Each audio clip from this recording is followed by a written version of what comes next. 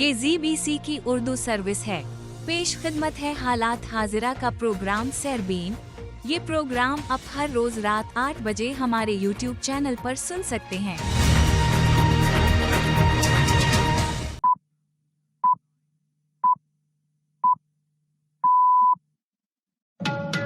जुमे रात 10 अक्टूबर के सरबीन से जावेद चौधरी का सलाम।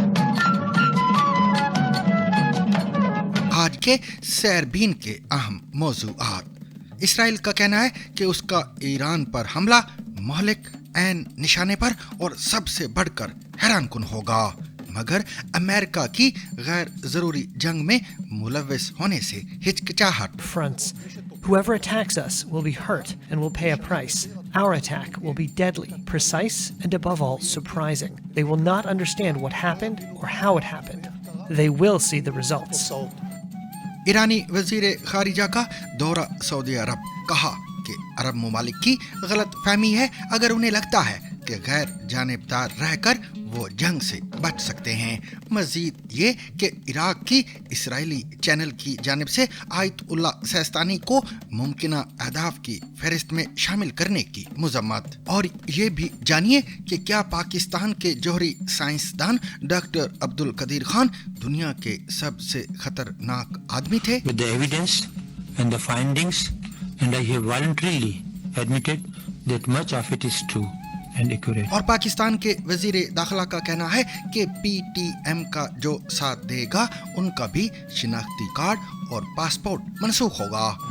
बैंक अकाउंट्स उनके बंद होंगे सारे के सारे, ट्रैवल रिस्ट्रिक्शंस आती हैं, आम लाइसेंस कैंसिल होते हैं और पासपोर्ट ID कार्ड कैंसिल होते हैं। और ये भी सुनिए कि पश्तून कौमी जिरगा या रियासत मुखालिफ सरगर्मियाँ PTM पर हुकूमती पाबंदी की आखिर वजूहात क्या हैं? अब जो उन्होंने जिरगा बुलाया, इसके हवाले से हुकूमत को और रियासत को इतलात थी कि इसमें अफगानिस्तान के हक में बात की जानी है और अफगानिस्तान की तरफ झुकाव की बात की जानी है। इंडिया के मारूफ सनतकार रतन टाटा 86 साल की उम्र में वफात पा गए। और जानिए बिकताशी सूफी सिलसिले के बारे में जो अल्बानिया में वेटिकन की तर्ज पर नई इस्लामी रियासत कायम करना चाहता है।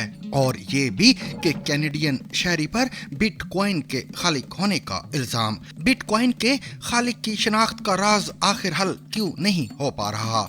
मजीद ये कि तुर्किश एयरलाइन के पायलट की मौत दौरान प्रवास अगर मुसाफिर तैयारे का पायलट वफात पा जाए तो क्या होता है। और ये भी कि मुल्तान टेस्ट जो बाउलर्स का कब्रिस्तान था अचानक उनके लिए जन्नत बन गया। पाकिस्तानी बल्लेबाजों की लाइन लग गई। ये सब कुछ आज के सरबीन में शामिल है, मगर पहले अहम आलमी खबरों का खुलासा। अमेरिकी सदर जो बाइडन और इसराइल के वजीर आजम बिन्यामिन नेतन्याहू के दरमियान कई हफ्तों के वक्फे के बाद बुध की शब टेलीफोन पर राबिता हुआ है। 30 मिनट जारी रहने वाली गुफ्तगू के दौरान गुज़िश्ता हफ्ते ईरान के मिसाइल हमले पर इसराइल की जानिब से जवाबी कार्रवाई के बारे में भी बातचीत की गई है। व्हाइट हाउस की जानिब से जो बाइडन और नेतन्याहू के दरमियान होने वाली बातचीत को बराह रास्त और नतीजा खेज करार दिया गया और कहा गया कि दोनों रहनुमाओं ने आने वाले दिनों में राब्ते में रहने पर इत्तफाक किया है। अमरीकी नायब सदर और अगले सदारती इंतखाबात में डेमोक्रेट सदारती उम्मीदवार कामला हैरिस भी इस काल में शामिल थीं। इस टेलीफोनिक राब्ते के कुछ देर बाद इसराइली वजीर दिफा योव गैलेंट ने मीडिया से बात करते हुए कहा कि ईरान के खिलाफ इसराइल का हमला महलिक ऐन निशाने पर और सबसे बढ़कर हैरानकुन होगा। You saw the strikes that Iran launched against us a short time ago. Those strikes were aggressive, but they failed because they weren't accurate. Just as we have been doing until now in the war on all other fronts, whoever attacks us will be hurt and will pay a price. Our attack will be deadly, precise, and above all, surprising. They will not understand what happened or how it happened. they will see the results. इस तमाम सूरत हाल के पीछे दो कुव्वतें car फरमा हैं। एक तो Joe Biden की अमेरिका को ईरान के साथ एक ऐसी जंग में मुलव्वस करने में हिचकिचाहट जो उनके ख्याल में गैर ज़रूरी और ख़तरनाक साबित हो सकती है, जबकि दूसरी जानिब इसराइल में कुछ लोगों का ख्याल है कि ये उनके पास अपने जानी दुश्मन यानी ईरान को नाकाबिले तलाफी नुकसान पहुंचाने का एक सुनहरी मौका है। हिजबुल्लाह के खिलाफ जंग ने उन इसराइलियों को एक बार फिर पुरजोश कर दिया है जो लेबनान के साथ एक लंबे अरसे से जारी सरहदी तनाव के खात्मे के लिए बेचैन थे। गजा में इसराइली पोजीशन के बरअक्स उन्हें लेबनान की जंग एक कामयाबी महसूस हो रही है। गुज़िश्ता साल अक्टूबर से अब तक गजा पर इसराइली हमले में कम अज़ कम 42,000 अफराद हलाक हो चुके हैं, जिनमें से बेशतर आम शहरी थे। ताहम एक साल गुजरने के बाद भी वज़ीर आज़म बिन्यामिन नेतन्याहू अपने दो जंगी अहदाफ हासिल करने में नाकाम रहे हैं, यानी हमास की तबाही और यरगमालियों की बाजियाबी, क्योंकि हमास अब भी लड़ रही है और अभी भी 100 के करीब यरगमाली उसके कब्जे में हैं, जिनमें से बेशतर के बारे में ख्याल है कि वो हलाक हो चुके हैं। लेबनान और गजा में इसराइल के दुश्मनों हिजबुल्लाह और हमास को पहुंचने वाले नुकसान से कुछ इसराइलियों में ये यकीन पैदा हुआ है कि वो मजीद कार्रवाइयां कर सकते हैं और ईरान पर बराह रास्त हमला कर सकते हैं। इनके लिए ईरान पर तबाहकुन फ़ज़ाई हमला एक बहुत पुरकशिश ख्याल है। बहुत से इसराइलियों के लिए हदफ की फहरिस्त में सर फहरिस्त ईरानी जोहरी तनसीबात हैं, जिनके बारे में खदशा है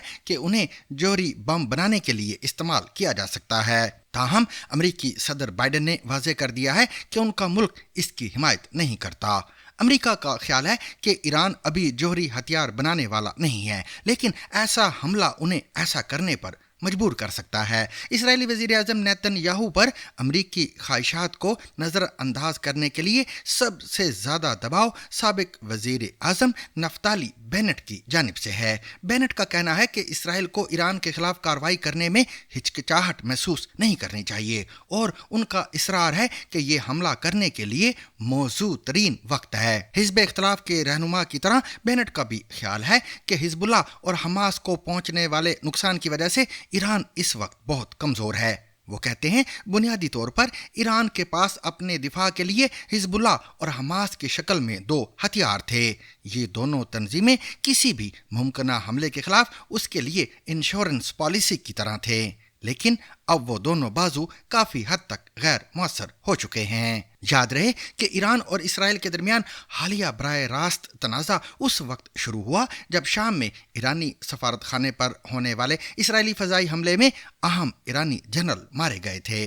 जवाब में ईरान ने इसराइल पर मिसाइल हमला किया था और इस तनाज़े में शिद्दत आती गई। इसमें ताज़ा तरीन इजाफा गुज़िश्ता हफ्ते मंगल के रोज़ उस वक्त हुआ जब लेबनान में ईरान की इत्तेहादी हिजबुल्लाह पर इसराइल के हमले और उसके रहनुमा हसन नसरुल्लाह के कत्ल के बाद ईरान का रद्द अमल सामने आया।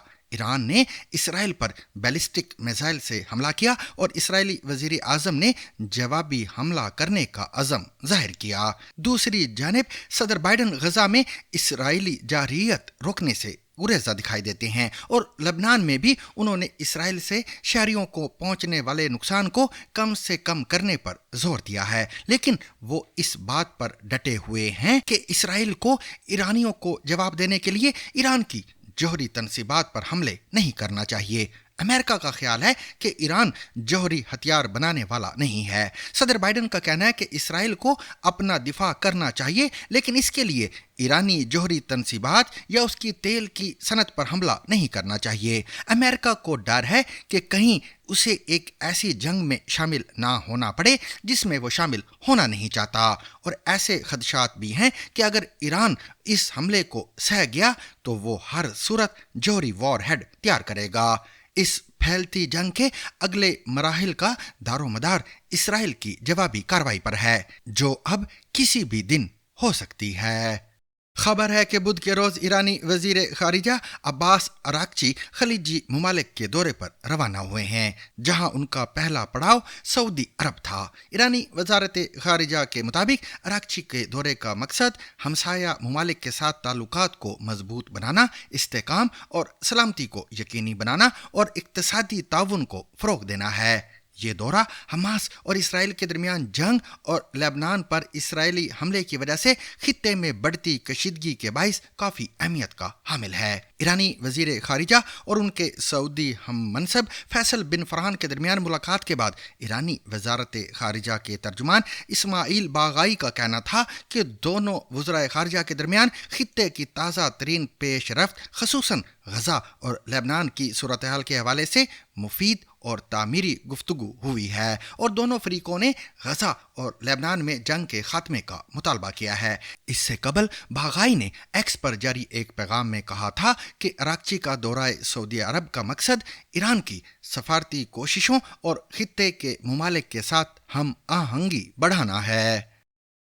इसराइली हुकूमत के करीब समझे जाने वाले इसराइल के एक चैनल 14 ने मंगल की शाम मुमकिना अहदाफ की एक फहरिस्त नशर की है, जिसमें अगले निशाने के तौर पर इराक के आला तरीन शिया मजहबी रहनुमा आयतुल्ला अली सिस्तानी की तस्वीर को शामिल किया गया है। आयतुल्ला अली सिस्तानी के अलावा जिन दीगर अफराद की तस्वीर इस फहरिस्त में शामिल हैं, उनमें ईरानी रहबर आला अली खामनाई, हौसी अंसारुल्लाह तहरीक के रहनुमा अब्दुल मालिक हौसी, हिजबुल्लाह के deputy secretary general Naim Qassem, Hamas के सियासी ब्यूरो के सरबराह याया सनवार और ईरानी अल कुद्स फोर्स के कमांडर इस्माइल कानी शामिल हैं। इसराइली चैनल की तरफ से इस बारे में कोई वजाहत नहीं दी गई कि इस फहरिस्त में आयतुल्ला अली सिस्तानी को क्यों शामिल किया गया है। इसराइली चैनल से ये मुमकिना अहदाफ की ये तस्वीर नशर होने के बाद इराकी हुकूमत ने इसराइली टेलीविजन चैनल की जानब से मुल्क की आला तरीन शिया अथॉरिटी की तौहीन की मजम्मत करते हुए कहा है कि बैनुल अक़वामी बरादरी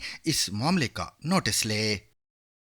पाकिस्तान के सूबा खैबर पख्तूनख्वा में पश्तूनों के हुकूक के तहफ़्फ़ुज़ के लिए सरगर्म तंजीम पश्तून तहफ़्फ़ुज़ मूवमेंट PTM पर वफाकी हुकूमत की जानिब से पाबंदी आयद करते हुए इल्ज़ाम आयद किया गया है कि ये तंजीम रियासत मुखालिफ सरगर्मियों में मुलव्वस है। वफाकी हुकूमत ने न सिर्फ PTM को कालादम करार दिया है, बल्कि इस तंजीम से वाबस्ता अफराद के नाम 4th शेड्यूल में भी डाल दिए गए हैं। वाज़ेह रहे कि पश्तून तहफ़्फ़ुज़ मूवमेंट ने 11 अक्टूबर को ज़िला खैबर के एक बड़े मैदान में पश्तून कौमी जिरगा या अदालत के इनाकाद का ऐलान कर रखा है। वफाकी और सूबाई हुकूमतों की जानिब से वाज़ेह अल्फाज में ये तो नहीं कहा गया कि PTM पर पाबंदी की वजह पश्तून कौमी जिरगा है, लेकिन खैबर पख्तूनख्वा के चीफ सेक्रेटरी की जानिब से जारी एक नोटिफिकेशन में ये ज़रूर कहा गया है कि चूँकि इस तंजीम को कालादम करार दिया जा चुका है, इसलिए इसकी जानिब से मुनक्कद किए जाने वाले जिरगे में शिरकत गैर कानूनी होगी। इस पाबंदी और हुकूमत की जानिब से तंजीम पर रियासत मुखालिफ सरगर्मियों में मुलव्वस होने के इल्ज़ामात पर PTM ने कहा है कि वो कभी भी रियासत मुखालिफ सरगर्मियों में मुलव्वस नहीं रहे हैं। इस जिरगे के बारे में PTM के कायदीन का कहना है कि 3 रोज़ा ग्रैंड जिरगा या अदालत के इनाकाद का मकसद बुनियादी तौर पर एक ऐसा फोरम फराहम करना है जिसमें पश्तून कौम अपने मुस्तकबिल के लिए एक मुश्तरका लाहे अमल का फैसला खुद करे। हुकूमत की जानिब से तंजीम को कालाअदम करार दिए जाने के बाद तंजीम से वाबस्ता अफराद की गिरफ्तारियां भी की जा रही हैं, जबकि जिरगा के पंडाल पर क्रैक डाउन भी किया गया है। बुध के रोज़ सूबा खैबर पख्तूनख्वा पुलिस की जानिब से PTM के जिरगा में शिरकत करने के लिए आने वालों पर पुलिस की जानिब से क्रैक डाउन में हवाई फायरिंग और आंसू गैस का इस्तेमाल किया गया, जिसके नतीजे में मुतअद्दिद अफराद हलाक और ज़ख्मी हुए हैं। PTM के तर्जुमान अब्दुल समद लाला ने गुज़िश्ता रोज़ कहा था कि खैबर पख्तूनख्वा में उनके 130 कारकुनान को गिरफ्तार कर लिया गया है। अब्दुल समद लाला ने मज़ीद कहा कि PTM का मकसद सिर्फ़ और सिर्फ पश्तून इलाकों में अमन का क़याम और पश्तूनों को उनकी मर्ज़ी के मुताबिक ज़िंदगी गुजारने का फ़ैसला करने का हक़ देना है। दूसरी जानिब कालादम तंजीम तहरीक तालिबान पाकिस्तान यानी TTP ने अपने एक बयान में इस जिरगे की हिमायत करते हुए ज़िला खैबर में 5 रोज़ के लिए जंग बंदी का ऐलान भी किया है। ابتدائی طور پر پی ٹی ایم کی جانب سے تقریباً 3 ماہ پہلے اس جرگے کا اعلان کیا گیا تھا اور کہا گیا تھا کہ اس جرگے میں پشتون اقوام، اضلاع، سیاسی جماعتیں اور یہاں تک کہ مختلف تنظیمیں بھی شرکت کریں گی۔ اس جرگے میں شرکت کے لیے پی ٹی ایم کے قائدین نے تمام سیاسی جماعتوں اور تنظیموں کو دعوت نامے بھیجے تھے۔ ان شخصیات میں وزیر اعلیٰ خیبر پختونخوا علی امین گنڈاپور، مولانا فضل الرحمان، ایمل ولی خان، محمود خان اچکزئی اور دیگر با اثر شخصیات شامل ہیں۔ پی ٹی ایم کے رہنماؤں کے مطابق جمعیت علماء اسلام، عوامی نیشنل پارٹی اور پشتونخوا نیشنل عوامی پارٹی نے اس جرگے میں شریک ہونے کی یقین دہانی کروائی تھی۔ جمعیت علماء اسلام کے قبائلی علاقوں کے رہنما مولانا جمال الدین نے سوشل میڈیا پر جاری ایک بیان میں کہا ہے کہ جمعیت کے کارکن جرگے میں شرکت کریں گے، وہ خود بھی جائیں گے اور اگر موقع ملا تو وہ جرگے میں تقریر بھی کریں گے۔ یاد رہے کہ پی ٹی ایم کی بنیاد سن 2018 میں وزیرستان سے تعلق رکھنے والے نوجوان نقیب اللہ محسود کی کراچی میں مبینہ پولیس مقابلے میں ہلاکت کے بعد رکھی گئی تھی۔ یہ تنظیم متعدد مرتبہ پاکستان بھر میں دھرنوں اور جلسوں کا انعقاد کرتی رہی ہے۔ پشتون قوم پرست گروہ کو کالعدم قرار دیے جانے کے بعد وفاقی وزیر داخلہ محسن نقوی کا کہنا تھا کہ جرگہ کرنے پر کسی کو کوئی اعتراض نہیں،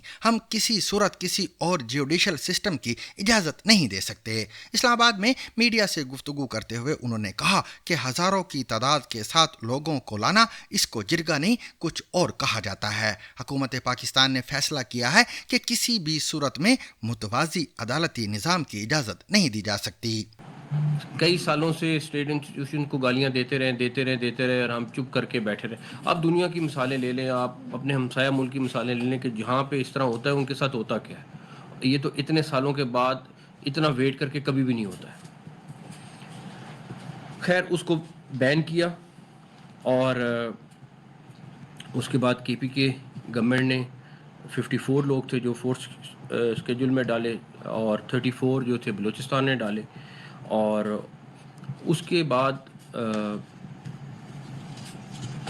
ان کی ڈیفینیٹلی صوبائی گورنمنٹس بھی اور فیڈرل گورنمنٹ بھی پاکستان کے لاء کے حساب سے پابند ہیں کہ آفیسز سیل ہوتے ہیں، ان کے میڈیا ریسٹرکشن بین آرگنائزیشنز کی ہوتی ہیں، بینک اکاؤنٹس ان کے بند ہوں گے سارے کے سارے، ٹریول ریسٹرکشنز آتی ہیں، عام لائسنس کینسل ہوتے ہیں اور passports I D card cancel ہوتے ہیں۔ محسن نقوی کا مزید کہنا تھا کہ پی ٹی ایم پر پابندی لگانے کی اہم وجہ اس جماعت کی طرف سے ریاستی اداروں، پولیس کے خلاف نامناسب زبان کا استعمال اور نسلی امتیاز کے ذریعے قوم میں تفریق پیدا کرنا ہے۔ وزیر داخلہ کا یہ بھی کہنا تھا کہ اگر کسی کو سیاسی چیزوں اور لوگوں کے حقوق کی بات کرنی ہے تو اس کی اجازت ہے، لیکن اداروں کے خلاف لوگوں کو کھڑا کرنے کی اجازت نہیں دی جا سکتی۔ ان کا مزید کہنا تھا کہ ہمارے علم میں یہ بات ہے کہ ایک دو سیاسی جماعتوں کے لوگ جب پی ٹی ایم کے رہنماؤں کے ساتھ ملے تو انہوں نے حقوق کی بات پر ان کی حمایت کی، لیکن انہوں نے یہ بھی کہا کہ ایسا نہیں ہو سکتا، آپ حقوق کی بات بھی کریں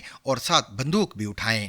پی ٹی ایم کو بین کرنے سے متعلق مزید بات کرتے ہوئے وزیر داخلہ کا کہنا تھا کہ ان کے دفاتر سیل کیے گئے ہیں، ان کے پاسپورٹ کینسل کیے گئے ہیں اور جو بھی ان کی مدد کرے گا، جو بھی ان کو سپورٹ کرے گا، ان کے شناختی کارڈ اور پاسپورٹ بھی منسوخ کر دیے جائیں گے۔ وفاقی وزیر داخلہ کا کہنا تھا کہ ان کی ڈاکومنٹریز بھی بین الاقوامی کمپنیز نے بنائی ہیں، ان کے جو بھی ماسٹرز ہیں ان کو پیغام ہے کہ وہ جو بھی ہمارے ملک میں کروا رہے ہیں اس کا جواب دیا جائے گا۔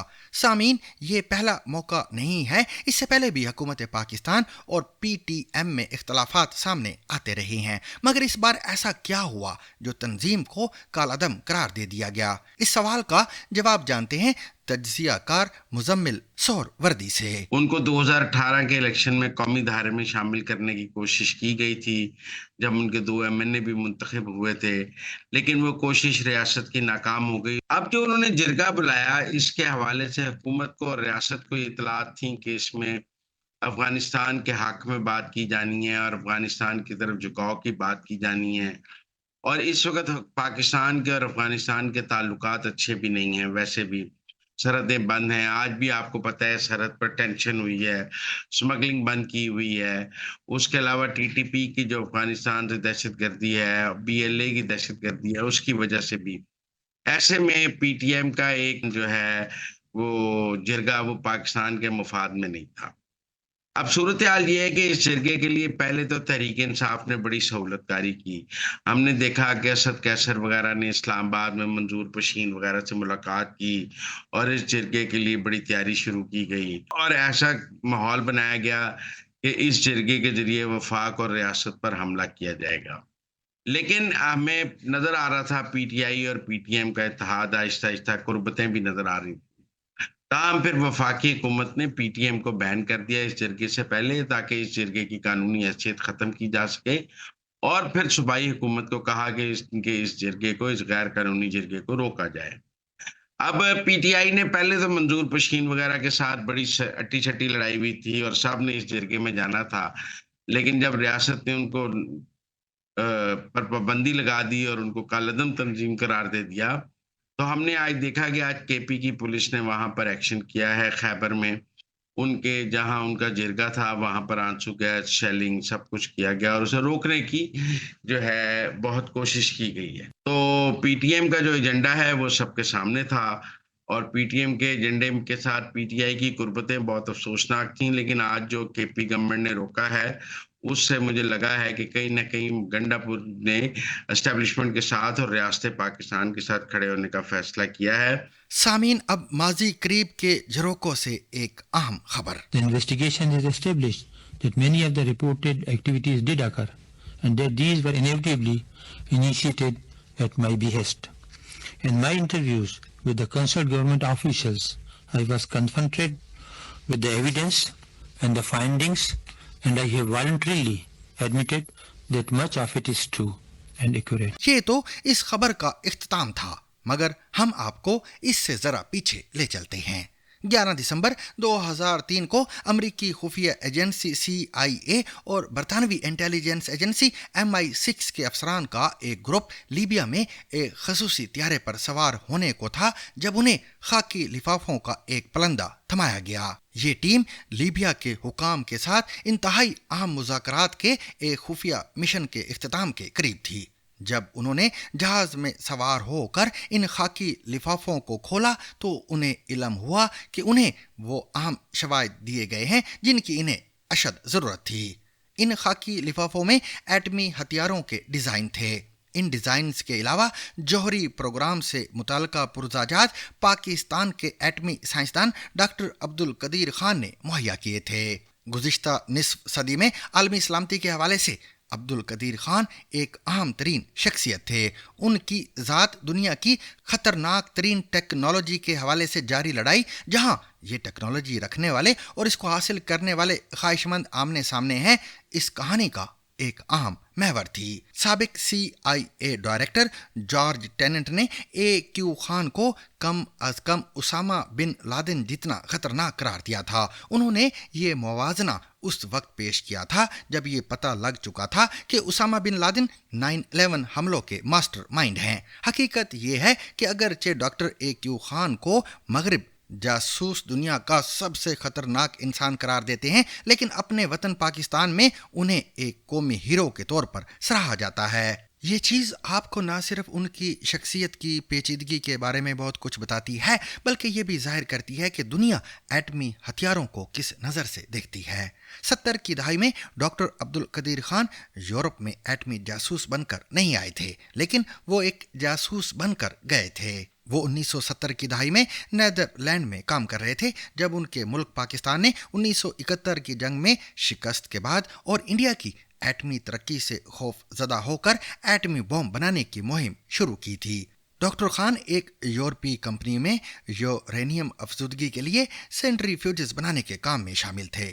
افزودہ یورینیم کو ایٹمی توانائی کے لیے استعمال کیا جا سکتا ہے، اور اگر اسے ایک حد سے زیادہ افزودہ کیا جائے تو اس سے ایٹمی بم بنایا جا سکتا ہے. ڈاکٹر عبدالقدیر خان اس دور کے جدید سینٹریفیوجز کے ڈیزائن نقل کرنے میں کامیاب ہوئے اور اپنے ملک واپس لوٹ آئے، جہاں انہوں نے ایک خفیہ نیٹ ورک تشکیل دیا جس میں بیشتر یورپی کاروباری افراد بھی شامل تھے جو انہیں ایٹمی بم اور سینٹریفیوجز کی تیاری کے لیے اہم ترین اجزاء یعنی خام مال سپلائی کیا کرتے تھے. ڈاکٹر عبدالقدیر خان کو اکثر پاکستان کے ایٹمی پروگرام کا بانی بھی کہا جاتا ہے، لیکن در حقیقت وہ اس پروگرام کے انتہائی اہم ارکان میں سے ایک تھے. मगर उन्होंने निहायत एहतियात के साथ अपनी एक कहानी तैयार की जिसने उन्हें इंडिया के खतरे के खिलाफ पाकिस्तान की हिफाजत के लिए एटम बॉम्ब तैयार करने वाले कौमी हीरो का दर्जा दे दिया। उन्होंने एटमी हथियारों के अज्जा फराहम करने वाले अपने खुफिया नेटवर्क को दरामद से बरामद की तरफ मोड़ दिया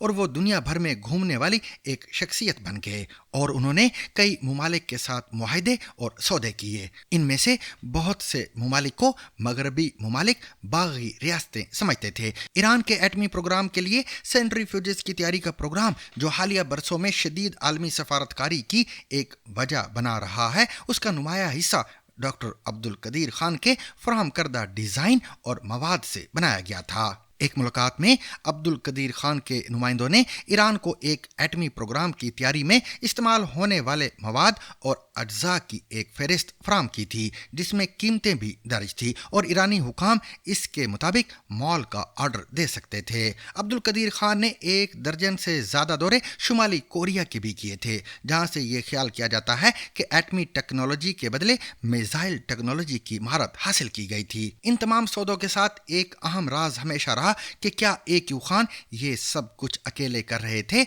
या वो अपनी हुकूमत के अहकामात के तहत काम कर रहे थे, खास तौर पर शुमाली कोरिया के साथ मुआहदे के मामले में।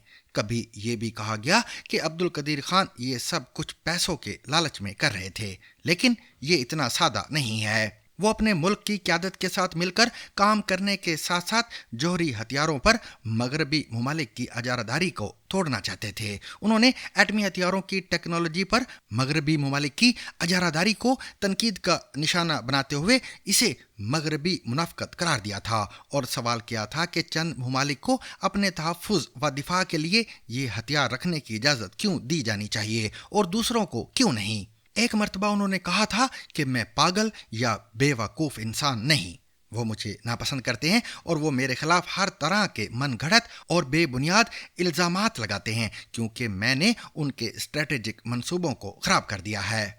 1990 की दहाई में लीबिया के साथ होने वाले उनके जोहरी प्रोग्राम के मुआहदे ने जहां उनको ज़्यादा पैसे दिए थे वहीं उनके जवाल को भी तेज़ तर कर दिया था। बरतानवी इंटेलिजेंस एजेंसी MI6 और अमरीकी CIA ने अब्दुल कदीर खान की निगरानी शुरू कर दी थी। इन्होंने उनके बैनुल-अक़वामी दौरों पर नज़र रखना शुरू की, उनकी फ़ोन कॉल्स को टैप और पकड़ना शुरू कर दिया और उनके नेटवर्क में घुस गए और इसके लिए उन्होंने AQ खान के नेटवर्क में शामिल अफराद को भारी रकूम की पेशकश भी की। बाज़ मौके पर कम अज़ कम $10 लाख तक रकम की पेशकश की गई ताकि उनके नेटवर्क के अरकान को अपना एजेंट बनाया जा सके और उनके राजों को हासिल किया जा सके। एक CIA एहलकार का कहना था कि हम उनके घर के अंदर थे, हम उनके दफातर में थे, हम उनके कमरों में थे। 9/11 के हमलों के बाद खतरा बढ़ गया था कि दहशतगर्द बड़े पैमाने पर तबाही फैलाने वाले हथियारों तक रसाई हासिल कर सकते हैं और ये ही मुश्किल और पेचीदगी पाकिस्तान से निमटने और उसे डॉक्टर अब्दुल कदीर खान के खिलाफ कार्रवाई करने पर आमादा करने में थी। मार्च 2003 में जब बरतानिया और अमेरिका इराक पर बड़े पैमाने पर तबाही फैलाने वाले हथियारों की वजह से हमला कर रहे थे जिनका बाद अज़ां कोई वजूद नहीं निकला, लीबिया के रहनुमा कर्नल कज़ाफ़ी ने यह फैसला कर लिया था कि उन्हें अपने एटमी प्रोग्राम के मंसूबे से छुटकारा हासिल करने की ज़रूरत है। यह मंसूबा MI6 और CIA के खुफिया दौरे की वजह से बना और जल्दी इस मुआहदे के अवामी ऐलान के बाद उसने अमेरिका को एक अहम मौका फराहम किया कि वो पाकिस्तान पर जोर दे कि वो AQ खान के खिलाफ कार्रवाई करे। डॉक्टर अब्दुल कदीर खान को इसके नतीजे में घर में नज़रबंद कर दिया गया और उन्हें TV पर आकर एतराफ़ जुर्म करने पर भी मजबूर किया गया। उन्होंने अपनी बकिया ज़िंदगी एक अजीब सूरत हाल में बसर की जहां वो ना आज़ाद थे ना ही कैद। उन्हें आज भी पाकिस्तानी अवाम की जानिब से एटम बॉम्ब बनाने पर मुल्की हीरो करार दिया जाता है। उन्हें बैरूनी दुनिया का सफ़र करने और बात करने से रोक दिया गया था। उन्होंने क्या किया था और क्यों किया था, शायद इसकी असल कहानी कभी मालूम ना हो सके। इंडिया के मारूफ सनतकार रतन टाटा बुध की शब मुंबई के एक अस्पताल में वफात पा गए हैं। टाटा ग्रुप की जानिब से रतन टाटा की मौत की तस्दीक करते हुए एक बयान जारी किया है। इंडियन वजीर आज़म नरेंद्र मोदी ने एक्स पर अपने पैगाम में लिखा کہ شری رتن ٹاٹا جی ایک بڑی کاروباری شخصیت اور ایک غیر معمولی انسان تھے۔ کانگریس لیڈر راہل گاندھی نے رتن ٹاٹا کو خراج عقیدت پیش کرتے ہوئے ایکس پر لکھا کہ رتن ٹاٹا کا ایک ویژن تھا۔ انہوں نے کاروبار اور انسان دوستی کے شعبوں میں اپنی شناخت چھوڑی ہے۔ رتن ٹاٹا کو خراج عقیدت پیش کرتے ہوئے ملک کے وزیر دفاع راج ناتھ سنگھ نے انسٹاگرام پر لکھا کہ میں شری رتن ٹاٹا کی وفات پر انتہائی غم زدہ ہوں۔ وہ انڈیا کے صنعتی شعبے میں ایک اہم نام اور کردار کے مالک تھے۔ رتن ٹاٹا 1937 میں ایک روایتی پارسی خاندان میں پیدا ہوئے تھے۔ انہوں نے امریکہ کی کارنیل یونیورسٹی سے آرکیٹیکچر اور اسٹرکچرل انجینئرنگ کی تعلیم حاصل کی۔ سن 1962 میں وہ گروپ کی پرو موٹر کمپنی ٹاٹا انڈسٹریز میں اسسٹنٹ کے طور پر شامل ہوئے اور جمشید پور میں ایک کمپنی کے پلانٹ میں 6 مہینے کی تربیت حاصل کی۔ رتن ٹاٹا کو انڈیا کا سب سے بڑا ایوارڈ پدما بھوشن سے بھی نوازا گیا تھا۔ واضح رہے کہ ٹاٹا گروپ انڈیا کی سب سے بڑی کمپنیوں میں سے ایک ہے اور ٹاٹا گروپ آف کمپنیز کی کل مالیت $365 ارب سے زیادہ ہے۔ 8 فروری سن 1911 میں لونے والا ڈیم کا سنگ بنیاد ڈالتے ہوئے اس وقت کے ٹاٹا گروپ کے سربراہ سر دوراب جی ٹاٹا نے اپنے والد جمشید جی ٹاٹا کے نظریات کے بارے میں بات کی تھی، جنہوں نے سن 1868 میں اس کمپنی کی بنیاد ڈالی تھی۔ یہ اب 10 ورٹیکلز کے ساتھ 30 کمپنیوں کا گروپ ہے اور 6 بر اعظموں کے 100 سے زائد ممالک میں اپنی خدمات پیش کر رہی ہے۔ دوراب جی ٹاٹا نے کہا تھا، میرے والد کے لیے دولت کا حصول صرف ایک ثانوی چیز تھی۔ وہ اس ملک کے لوگوں کی صنعتی اور فکری حالت کو بہتر بنانے کو اولویت دیتے تھے۔ انہوں نے اپنی زندگی میں وقتاً فوقتاً جن مختلف اداروں کو شروع کیا، ان کا بنیادی مقصد انڈیا کی ان اہم پہلوؤں میں ترقی تھا۔ کمپنی کی ویب سائٹ پر ان کے مشن کے طور پر یہ درج ہے کہ ان کمپنیوں کا قیام دنیا بھر میں مختلف برادریوں کے معیار زندگی کو بہتر بنانا ہے۔ البانیہ کے وزیر اعظم ایڈی راما نے اعلان کیا ہے کہ ان کی حکومت ملک کے دارالحکومت تیرانا کی حدود کے اندر صوفی فرقے بکتاشی کے لیے ایک چھوٹی سی اور خود مختار ریاست قائم کرنے کا ارادہ رکھتی ہے۔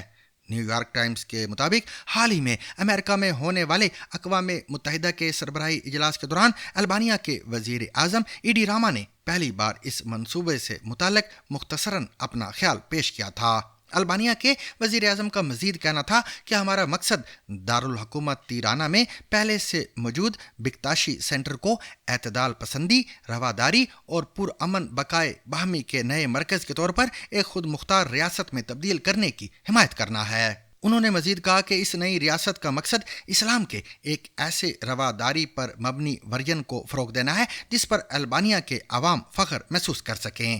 ہمیں مذہبی رواداری کے اس خزانے کا خیال رکھنا چاہیے اور ہمیں اسے کبھی بھی معمولی نہیں سمجھنا چاہیے۔ اس موقع پر وزیر اعظم ایڈی راما نے تسلیم کیا کہ ملک کے دارالحکومت تیرانا میں ایک خود مختار اسلامی ریاست بنانے میں ابھی کچھ وقت لگے گا۔ یہ منصوبہ پیش کرنے کے بعد انہوں نے کہا کہ شاید سب کہیں گے کہ یہ آدمی پاگل ہے۔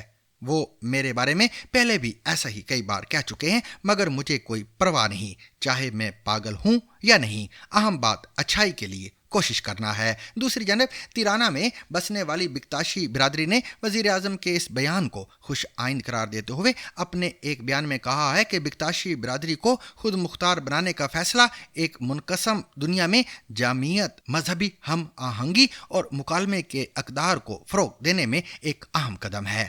البانیہ کی آبادی تقریباً 27 لاکھ افراد پر مشتمل ہے اور اس آبادی میں لگ بھگ 50% مسلمان ہیں، جبکہ باقی کا تعلق کیتھولک، آرتھوڈاکس اور دیگر چھوٹے مذہبی فرقوں سے ہے۔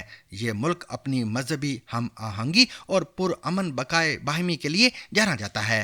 ملک میں سن 2023 میں ہونے والی مردم شماری کے نتائج کے مطابق بکتاشی ملک کی مسلم آبادی کا تقریباً 10% ہیں۔ وہ سنی مسلمانوں، آرتھوڈاکس اور کیتھولک مسیحیوں کے بعد البانیہ میں چوتھا بڑا مذہبی گروپ ہے۔ وزیر اعظم کے اس اعلان کے بعد قانونی ماہرین کی ایک ٹیم اب ایسے مسودہ قانون پر کام کر رہی ہے جو البانیہ کے اندر نئی ریاست کی خود مختار حیثیت کی وضاحت کرے گا۔ تاہم اس مسودہ قانون کی پارلیمنٹ سے توثیق کی ضرورت ہوگی۔ याद रहे कि अल्बानिया में फिल वक्त सोशलिस्ट पार्टी बरसरे इक़्तिदार है। ताहम अभी ये वाज़ेह नहीं कि अल्बानिया के अलावा कोई ऐसा मुल्क है जो कि बिकताशियों को इस मुजवज़ा खुद मुख्तार रियासत को तस्लीम करने पर रजामंद होगा। बिकताशी बिरादरी से ताल्लुक़ रखने वाले ज़्यादातर अफराद बुनियादी तौर पर अल्बानिया में मुकीम हैं, जहाँ उनका एक आलमी मरकज़ भी है।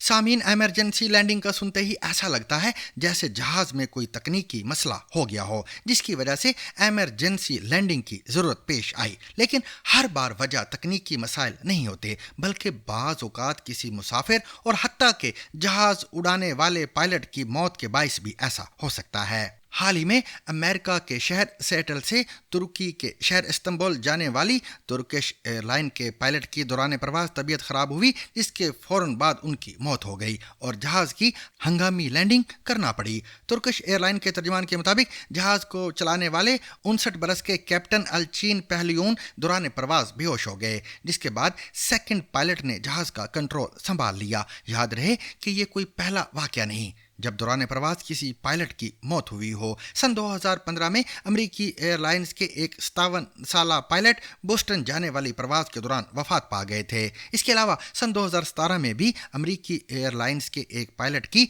दौरान प्रवास मौत हो गई थी।